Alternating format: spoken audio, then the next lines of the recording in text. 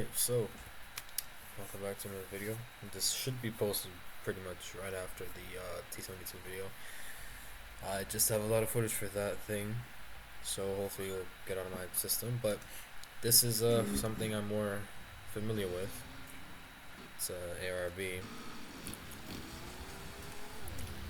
And if you're wondering what I did there at the beginning, it was just simply removing the drop tank that this thing comes with. So, playing with the A6M3, which is a Japanese Zero.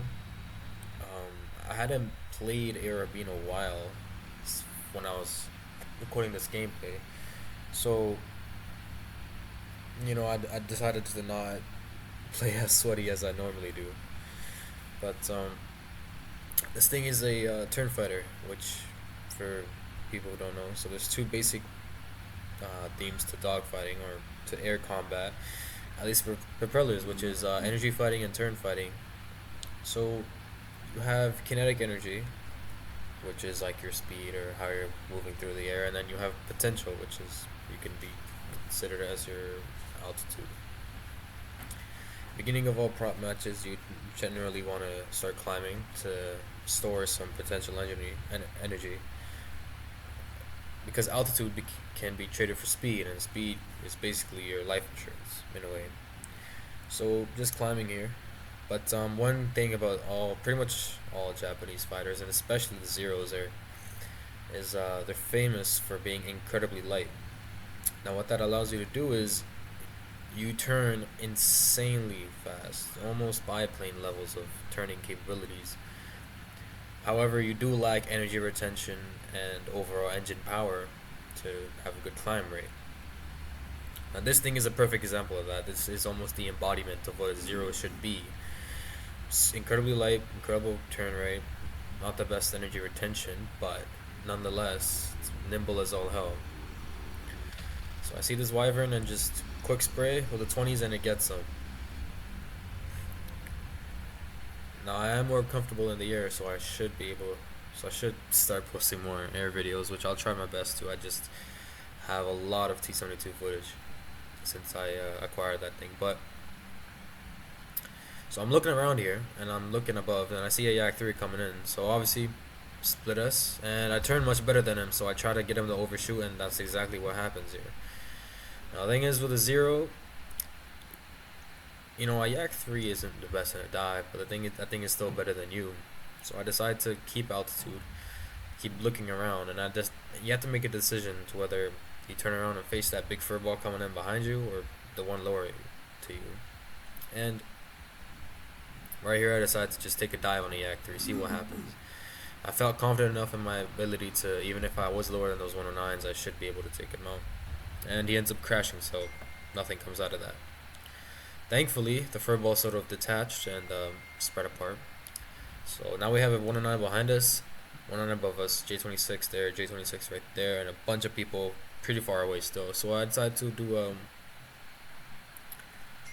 I've done M-moment, there we go, that's a proper terminology. Basically turning upwards, get some altitude, and now I'm just flattening out and get some speed under my wings. Again, looking around to see what's going on, because that J21 could turn around and his guns will shred me. So J26 below me, and this 109 here is turning, so this guy is pretty much dead, and we're just shooting up the air right there. Again, putting that kinetic energy back into more potential, getting altitude, leveling out here to get some speed on my wings again, and again assess the situation. So I see there's a furball in front of me, and there's a slight furball to the left, but those guys are really spread apart, so I decided to dive down. I really wanted to get some dogfighting in. I hadn't had a good dogfight in a minute up until this point, so I just wanted to get in some action, really. I didn't care if I died. So Yak 3 right here, take him out. Pretty sure he was almost dead already. Yak 9 right here, pulling in. He's a Yak 9P, so pretty much no reason to worry about him. Pulling around. He's out of energy, so he's no threat. I'm just not trying to waste any ammunition, especially on my 20s, so I just line up the shot. Sort of spray, but nonetheless it's it can be more careful than I was. Backdoor 4th kill. PA above us, so just again assessing the situation. J21, J26, everything at the airfield. So we're clear to operate right about now. J21's coming in. I apologize for the background noise. I need to get my own space, but I'll do my best. So J21's injured, and I don't really want to steal that kill. I might actually. I'm not sure. Yeah, I don't. And that F4U takes it.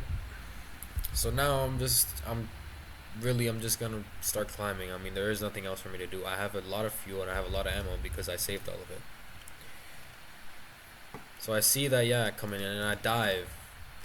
And I dive for two reasons. One, to sort of get some speed under my wing so I can be able to turn, and two, to make him think that I'm sort of, well, to give him the energy advantage. And a lot of times what happens, especially at these lower PRs, is people are not as experienced. They see that they're higher than you and they think, oh, I'm just not in danger, so they start to dive on you. Now in this case, he decides to engage to my teammate in the back, which is the XP50, if I'm correct.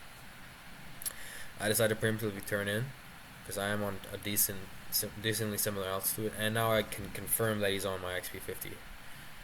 He breaks off, so I dive, get some speed, preparing to break left. Always break into their line of fire because it is easier to break their line of fire that way. If you break out, so if in that case, if I broke right, it would have been easier for him to just simply bank right and get a shot on me. You can always see his wings were sort of banking right. T18 here, these are big nuisances, so be careful. Their guns are extremely powerful, especially their gunners. And as you can see, my whole glass sort of canopy was all black damage now. And my left wing was pretty heavily hit, but it's a 0, so it doesn't really care. Well, actually it does, but in terms of maneuverability, I'm fine. Trying to get this yak through on my 6, and he decides to peel off the XP50. So now this is pretty much a free kill. He lost all his energy. He's on the same level as the 0, so he's not much he can do now, especially with an experienced pilot. Pull up right there to avoid his guns. I'm not taking any chances with any head-ons in this plane. This plane is extremely fragile. If you get hit by anything, you will start to fall apart. So I was just using my MGs right there, trying to again conserve my 20 millimeters, and started using them right there. He's crip. He's done now. I mean, he has nothing left, so this is a kill. And I bagged my 6th kill right there. And this is pretty much the end of the match. The last guy was at his airfield and just stayed there, honestly. So yeah, I'll try posting more ARB content for sure. I mean, I'm feeling more comfortable in the sky, but until then, I'll be seeing you guys. So thank you for watching.